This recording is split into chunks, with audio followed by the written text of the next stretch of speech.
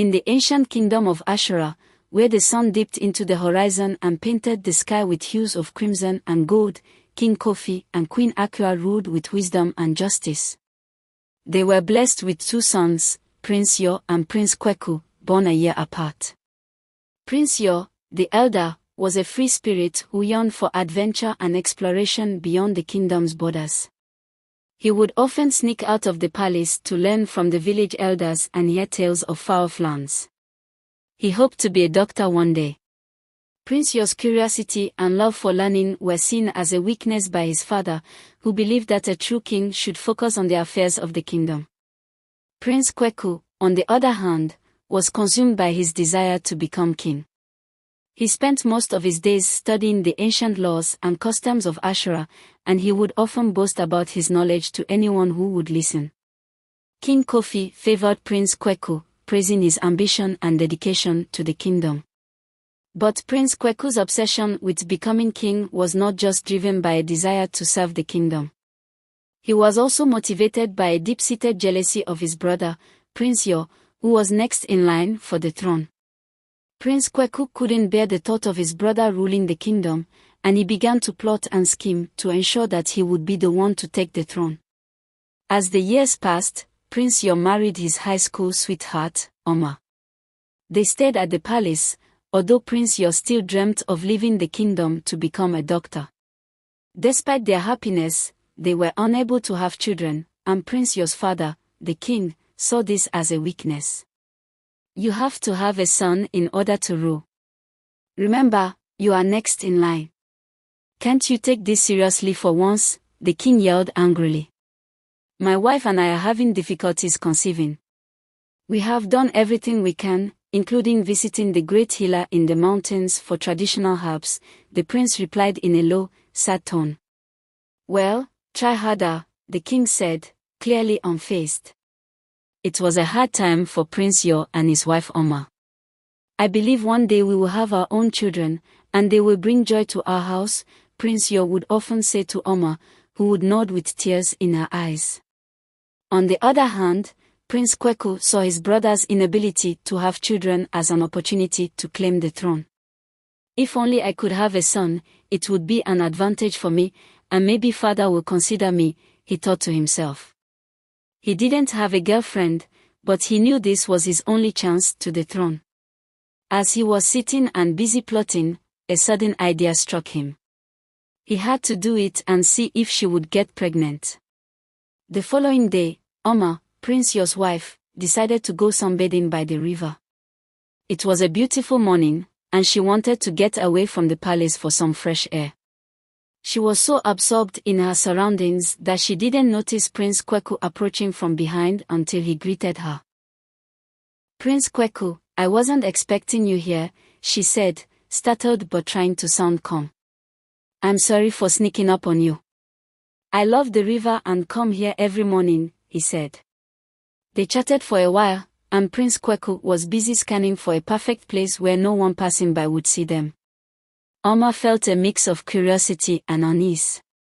Prince Kweku's presence was unexpected, and she couldn't shake the feeling that something was amiss. He had made up his mind, it was now or never. Without a warning, he pulled Oma to a secluded spot, hidden from view by tall reeds and overhanging branches, and took advantage of her.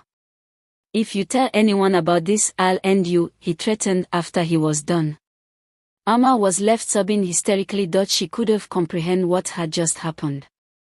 Was I just, no, she wailed. The thought of it pierced its heart like a dagger. What will I tell my husband? Will he believe me, let alone love me the same? All these thoughts ran wild in her mind as she walked home. I won't say a word to anyone, she concluded as she got to the palace. That night, as she lay in bed with her husband, Prince Yul, she found herself lost in the event that had happened that morning that she couldn't hear her husband talking. I'm sorry, what? Aim said, startled.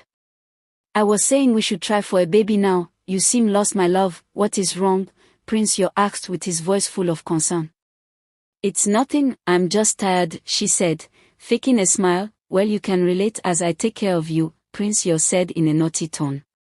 And he went for it before she could reject. They later slept in each other's arms with a smile of satisfaction. A month passed and Oma began noticing some weird changes on herself. It was weird how she would vomit after eating certain foods she used to love. The queen walked up to her one morning as she was cooking for her husband. "My dear, can I have a word with you?" the queen asked politely. "Yes, Mom," Em said respectfully. They sat down in the kitchen. "When are you planning on sharing the good news with us?" asked the queen with a bright smile on her face. "What news, Mama?" Oma asked with a confused look on her face. "That you are expecting. I would really love to help you around. I was just waiting on you to share the news with the rest of the family," the queen said. "I'm not pregnant, Ma," the queen laughed and stood up. "Go test and see," she said, walking away. Oma hurried to her room and took the test. "I'm really pregnant," she shouted happily. "What did you say, my love?" Prince Yul asked her from behind her. "We are pregnant, my prince. God has finally answered our prayers," she said tearfully. The two hugged in tears and decided to go share the news with the rest of the family. "Father, Mother, and Prince Kweku, we have great news to share with you," Prince Yul started as they sat at the dinner table. "My wife and I are expecting. Finally, I'm happy, son, and after Oma gives birth I will hand over the throne to you," the king said happily. Everyone was filled with joy and made their way to hug and congratulate the soon-to-be parents. "I'm so happy for you, my brother," Kweku said, moving on to hug Oma. "Are you sure it's his child? I mean, soon after our unforgettable morning you fall pregnant," Kweku whispered to Oma and walked away. Oma was left deep in her thoughts. Could it be? No, she thought, tears threatening her eyes. She excused herself and went to her room thinking of that very day. She had slept with her husband that very night. Kweku took advantage of her. So yes, it could be Prince Kweku's child. She cried silently, praying it wasn't his child. Months went by and Prince Yul was excited for the birth of his child, and on the other side Prince Kweku couldn't wait to get a paternity test as soon as the baby is delivered. The long-awaited day finally arrived. Em lay on the bed with the queen holding her hand. "It will be over soon, my dear," she said encouragingly. "Push," the midwife said. "I can see the head." Outside, the king and the two princes were pacing up and down with anticipation. A loud cry was heard minutes later, followed by another. "You did it, my dear, thank you," the queen said to Oma. The queen left to inform the men outside. "It's twin boys, both very big and healthy. You can go in and see them," said the queen. The men were met by a welcoming sight of Oma breastfeeding her babies. Prince Yul rushed to hug his wife and kids. "Thank you for making me a father," he said. The king was happy to see his grandkids. "Congratulations, Oma," Prince Kweku said. "I'm going to do a paternity test, and if they are mine I'm taking them," he whispered to Oma.